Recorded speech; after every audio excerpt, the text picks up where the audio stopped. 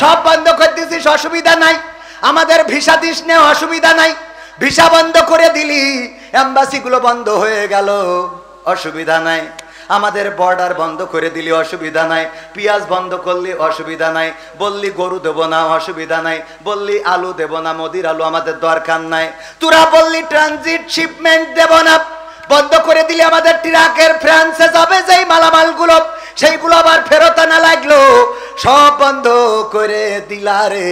কিন্তু আমাদের দেশের উন্নয়নে যার ভূমিকা, সেই নেত্রী আমাকে লাগবে, সালাম তা দিবি না কেন?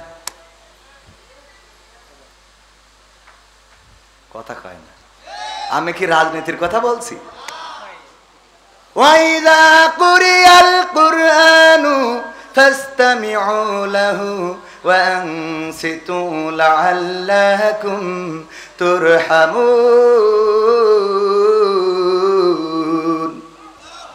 আল্লাহু আকবার জোরে বলা যাবে না? আল্লাহর নাম নিতে যাদের কার্পণ্য বোধ হয়, মৃত্যুর পরে প্রথম যেই শব্দটা উচ্চারণ করা লাগবে, সেই শব্দটা শেখ হাসিনা নয়, বঙ্গবন্ধু নয়, জিয়াউর রহমান নয়, খালেদা জিয়া নয়, ডক্টর শফিকুর রহমান নয়, ডক্টর ইউনুস নয়। সেই নামটা কি? বলবে মান রব্বুকা, তোমার রবকে। ওই দিন যদি বলেন আমার রব জাতির পিতা বঙ্গবন্ধু শেখ মুজিবুর রহমান হবে নাকি? জিয়াউর রহমান হবে নাকি? ডক্টর শফিকুর রহমান হবে নাকি? জামাতের নেতার নাম বললে ছেড়ে দেবে না? ছাড়বে না। সরমানের পীর সাহেবের নাম বললে ছেড়ে দেবে না? দেবে না। ওই দিন যেই নামটা বলা লাগবে, সেইটা কার নাম? চিল্লাইয়ে বলেন, কার নাম? আল্লাহ বললেন ফাযকুরুনি আযকুরকুম ওয়াশকুরুলি ওয়ালা তাকফুরুন। যখন তোমরা যদি আমাকে স্মরণ করো, আমিও তোমাদেরকে স্মরণ করব। আর আমার নিয়ামত খেয়ে তোমরা অকৃতজ্ঞ হইও না। কিন্তু আমরা মানুষ এতটাই অকৃতজ্ঞ, যে আল্লাহ আমাদের হাত দিলেন, পা দিলেন, চোখ দিলেন, কথা বলার শক্তি দিলেন, যে আল্লাহ আমাদের কান দিলেন শোনার জন্য, চোখ দিলেন দেখার জন্য, হাত দিলেন ধরার জন্য, পা দিলেন চলার জন্য। আল্লাহ রাব্বুল আলামিন আমাদের স্ত্রী দিলেন সুখের জন্য, সন্তান দিলেন প্রশান্তির জন্য, আমাদের গাছে গাছে পাখি দিলেন চোখের শান্তির জন্য, নদীর পানি দিলেন আমাদের আত্মার প্রশান্তির জন্য, গাছে গাছে ফল দিলেন। এই খেজুর গাছগুলোর রসগুলো খান। যখন খেজুর গাছের মাথা কাটেন, কেমন সুস্বাদু রসটা বের হয়ে আসে, কেমন মেশিন আল্লাহ করে দিলেন। ওই ভুই যেখানে আপনি এই যে ইরি ধানের ক্ষেতের কাছে খেজুর গাছ, ওখানেই দাঁড়ানো নারকেল গাছ, ওখানেই দাঁড়ানো কলা গাছ, ওখানেই দাঁড়ানো তাল গাছ, বেল গাছ, ওখানেই দাঁড়ানো লিচু গাছ। আল্লাহ রাব্বুল আলামিন দেখেন শুধুমাত্র পানি শোষণ করে, আর খেজুর গাছের মধ্যে কি এমন দিয়ে দিলেন, কপাল দিয়ে যখন ওই পানিটা বের করে, ভাড় কি ভাড়, ওইটা মিষ্টি রস হয়ে আপনার জন্য আপনার রিজিক হয়ে চলে আসে। ওইটা জ্বালাইলে আবার গুড় হয়, তারপরে পাটালি হয়। সবাই জোরে জোরে বলেন সুবহানাল্লাহ। চিন্তা কি করেছেন কখনো? এই পানিটা চুষে নিল আপনার মশালোর পানি, আপনার ডিপটি বয়েলের পানি, খেজুরের রই শিকড় দিয়ে চলে গেল, গাছের মধ্য দিয়ে বের হইল, আর সেটা রস হয়ে গেল, জ্বালাইলে আবার গুড় হয়, পাটালি হয়। আমার আল্লাহ কত সুন্দর করে আপনার জন্য এমন রিজিকের ব্যবস্থা করলেন। যখন পৃথিবীর কোথাও পানি নাই, এক ফোঁটা পানির জন্য হাহাকার, তখন আপনি নারকেল গাছ থেকে 2টা ডাব পারলেন। কোন রব কত সুন্দর করে সুস্বাদু পানির ব্যবস্থা করে রেখেছেন। নারকেলের ডাবটা কাটলেন, ফিনকি দিয়ে পানিটা বের হয়ে গেল, তারপরে ঢকঢক করে মেরে দিলেন, আর বললেন নারকেল গাছটা আল্লাহর শুকরিয়া আদায় না করে বলেন নারকেলের ডাবটা খুব ভালো ছিল। একটা বার যারা আলহামদুলিল্লাহ বলে না, এদের মতো অকৃতজ্ঞ মানুষ হইতে পারে? আপনি না চাইতে স্ত্রী আপনার একটা বিবি দিয়েছে আল্লাহ রাব্বুল আলামিন, যেই বউয়ের কাছে আপনি আত্মিক প্রশান্তি খুঁজে পান। না চাইতে আল্লাহ সন্তান দিল, যেই সন্তান বাবা বলে ডাকলে আপনার কলিজাটা জুড়িয়ে যায়। কথা কয় না? যার সন্তান নাই সেই বোঝে সন্তান না থাকার কত যন্ত্রণা। যার কলিজার টুকরা সন্তান নাই সেই বোঝে সন্তান না থাকার কত জ্বালা। একটু বাবা ডাক শোনার জন্য কত পীর, কত ডাক্তার, কত ফকির, কত পরহেজগারের কাছে যায়, কত তাবিজ দেয়। আমার ওয়াহেদ হুজুরের কাছে আসে, হুজুর গো দেখেন কোন কেউ বন্ধ করে রেখেছে কিনা। আমার তো এতটা বছর বিয়ে হয়ে গেল, সন্তান হয় না। যে আল্লাহ না চাইতেই আপনার সন্তান দিল, আপনাকে বাবা বাবা বাবা বলে ডাক দেয়, আপনার স্ত্রীকে মা মা বলে ডাক দেয়, আপনার মাকে দাদি দাদি বলে ডাক দেয়, আপনার বাবাকে দাদা দাদা বলে ডাক দেয়। এত সুন্দর সন্তান আল্লাহ না চাইতে দিল, সেই আল্লাহর শুকরিয়া আদায় করে না। বন্ধুরে বলে, দোস্ত একখান লাঠি পয়দা করেছি, মিষ্টি খাতি আসিস। কি পয়দা করিস? আবার নতুন করে এখন যদি জিজ্ঞাসা করা হয়, দোস্ত বিয়ে করেছো কিনা, কয় 3 বছর হলো। আগের সময় যদি জিজ্ঞাসা করা হতো, ভাই বিয়ে করেছেন কত বছর? 5 বছর। সন্তান আদি আছে নাকি? কয় আল্লাহ, আল্লাহর মাল 2টা দিয়েছে। আল্লাহর মাল কথা কয় না, বলতো না আল্লাহর মাল 2টা দিয়েছে। আর এখন যদি জিজ্ঞাসা করেন, দোস্ত বিয়ে করেছো নাকি, কয় করেছি। কয় বছর? 3 বছর। বাচ্চা কাচ্চা হয়েছে নাকি? কয় এখনো নিইনি। ওই এখনো নিইনি। আগে আল্লাহ দিত, আর এখনো নেই। এখনো নিইনি কেন? কয় আমার স্ত্রী বলছে আরো কদিন ফিতরিং মেরে নি, আরো কয়েকদিন আমরা একটু এনজয় করি, তারপরে আমাদের আলোচনা হয়েছে বিয়ের 5 বছর পরে সন্তান ও নেবে। ও আর যদি কারোর হয়, যদি জিজ্ঞাসা করেন কয়টা? 2টা। আর চিন্তা আছে। আর এখন বলে না যে আল্লাহ কি আর দেবে নাকি, এইটা বলে না। কয় আর চিন্তা আছে নাকি, মানে ও চিন্তা করলে হবে, কথা কয় না। আসলে কি ও চিন্তায় সন্তান হয়? ও চিন্তায় সন্তান হয় না। তাই যদি হতো, তাইলে নিঃসন্তানী যারা আছে তারা কত আল্লাহরে ডাকে, কত চিৎকার চেঁচামেচি করে, কত ফকির, কত আউলিয়ার কাছে যায়, কত ডাক্তারের কাছে। আমার আল্লাহ কোরআনে বলে দিয়েছে, নগবান দ্বারা শুনে নাও, আমি যাকে চাই তাকে সন্তান দান করি, যাকে চাই তাকে কন্যা সন্তান দিই, যাকে চাই তাকে ছেলে সন্তান দিই, যাকে চাই তাকে ছেলেও দিই, মেয়েও দিই। আর আমি আল্লাহ যাকে চাই তাকে কোনো সন্তানই দিই না। বারবার সন্তান হয়, মেয়ে হয়, এমন অনেক মানুষ আছে না নাই? মেয়ে হওয়ার কারণে স্ত্রীর পরে নির্যাতন করে।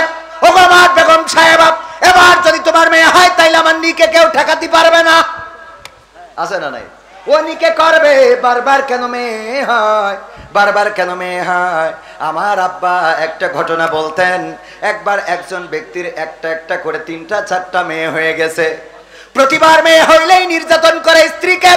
ওগো স্ত্রী, এবার গর্ভের সন্তানটা যেন ছেলে হয়, কিন্তু ছেলে এবং মেয়ে বানানোর দায়িত্ব কার? চিল্লায় বলেন কার?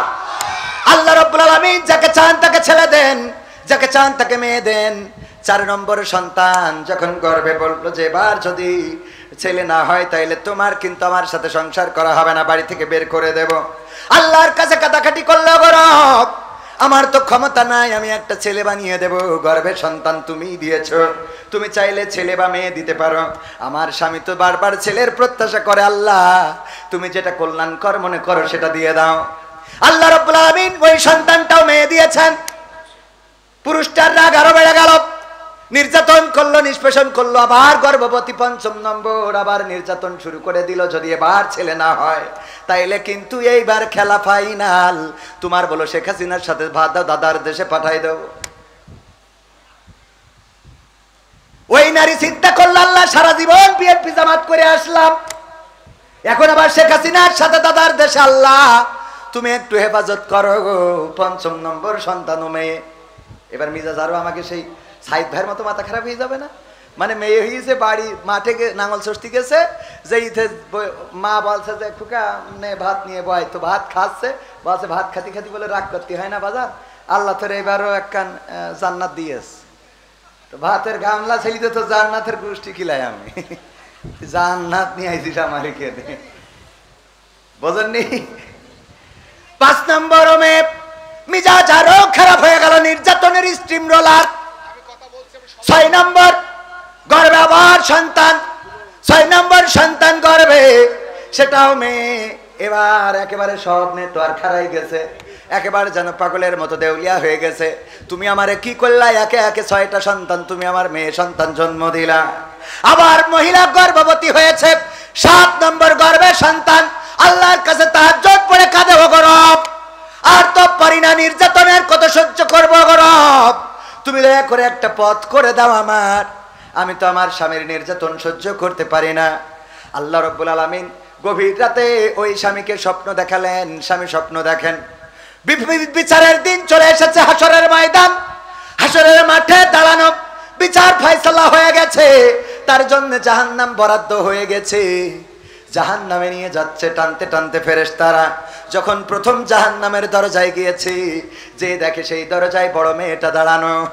বড় মেয়ে দাঁড়িয়ে আছে, দুটি হাত পেতে দিয়ে বলে, আমার বাবাকে আমি এই দরজা দিয়ে জান্নাতে প্রবেশ করতে দেব না। যেই বাবা আমার দিনের পর দিন কষ্ট করে মানুষ বানিয়েছে, লেখাপড়া শিখিয়েছে, আমার আহার যোগান দিয়েছে, সেই বাবাকে আমি এই জাহান্নামে ঢুকতে দেব না।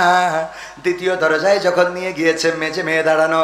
তৃতীয় দরজায় সেজে মেয়ে এমনি ভাবে একটা একটা একটা একটা করে দরজা। 6 নম্বর দরজায় দেখে ছোট মেয়েটা দাঁড়ানো, বলে আমার বাবাকে এই জাহান্নামে ঢুকতে দেব না। যখন 7 নম্বর দরজায় নিয়ে গিয়েছে, তখন ওই 7 নম্বর দরজায় আর কেউ নাই। অমনি ধাক্কা দিয়ে জাহান্নামের মধ্যে ফেলে দিয়েছে। ঘুমের মধ্যে ঘুম ভেঙে গেছে, চিৎকার করে স্ত্রীকে উঠে বলে, ওগো স্ত্রী, তোমার কাছে আর কোনো চাওয়া নাই, আর কোনো দাবি নাই। তোমার কাছে দাবি হলো গর্ভের সন্তানটা এবারও যেন মেয়ে হয়ে যাই। মেয়ে দেওয়ার মালিককে, ছেলে দেওয়ার মালিককে।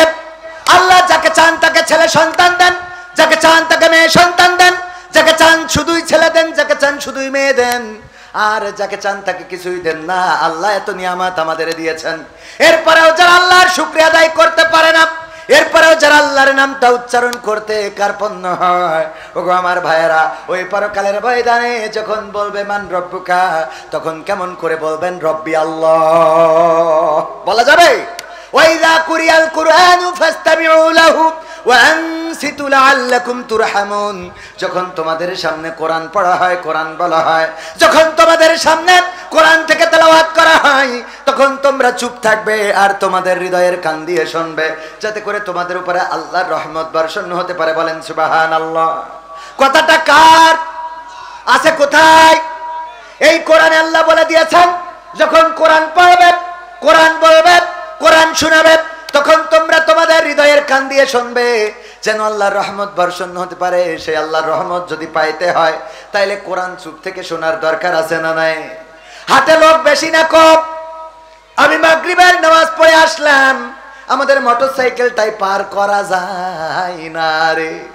আমার যুবকেরা, তরুণেরা, কিশোরেরা রাস্তায় ঘুরে বেড়ায়, আড্ডা দিয়ে বেড়ায়।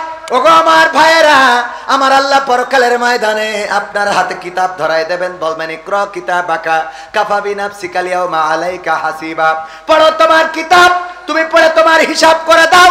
আমার যুবকেরা কান খুলে শুনে নাও, আমার তরুণেরা, আমার কিশোরেরা, আমার কলিজার টুকরারা, তোমাদেরকে বলি, যারা ঘুরে বেড়াও, যারা তাসের আড্ডায়, দোকানের আড্ডায়, রাস্তায় ঘুরে বেড়াও রে, পরকালে যখন আমল নামার কিতাবটা ধরিয়ে দেবে, ইকরা কিতাবাকা কাফা বিনাফসিকা আল-ইয়াওমা আলাইকা হাসিবা, তখন ওই পৃষ্ঠা উল্টাই দেখবেন আপনি চায়ের দোকানে রয়েছেন, দেখবেন আপনি তাসের আড্ডায় রয়েছেন, দেখবেন আপনি ক্রিকেট খেলা IPL দেখতেছেন, দেখবেন আপনি BPL দেখতেছেন, দেখবেন আপনি কবে গদখালি গিয়েছেন, তারপরে দেখবেন কবে লাইলাতুল ফেব্রুয়ারি আয়োজন করে পালন করেছেন, তারপরে কবে ডিজের কুপা কুপি বড় বাড়ি আছে না নাই, কবে পিকআপের পরে জেনারেটর দিয়ে স্পিকার লাগায় দয়াল তোর লাইগা রে, দয়াল তো দে বাড়ি আছে না নাই, দয়াল তোর লাইগা আরে ডিজে বাজাইলা।